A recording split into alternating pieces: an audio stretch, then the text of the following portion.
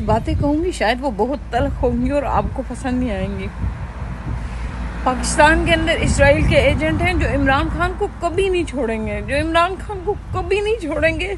जब तक आप लोग एग्जिस्ट नहीं करेंगे। इब्राहिम रईसी को जिस तरह शहीद कर दिया, आज इस्माइल हानिया को कर दिया। अगर कोई आपको उम्मीद दिलाता है ना, अदालतें या इदारे या ये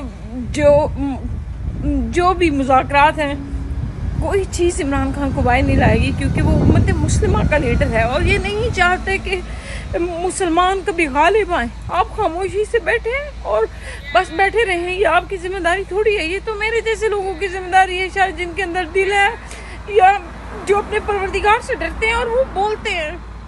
हम बाकी तो मुसलमान ऐसे खामोश तमाशाई बने हुए हैं। मुसलमानों के ऊपर दुनिया के अंदर बहुत जुल्म हो रहा है। हम क्यों पैदा हुए इस दौर में जहाँ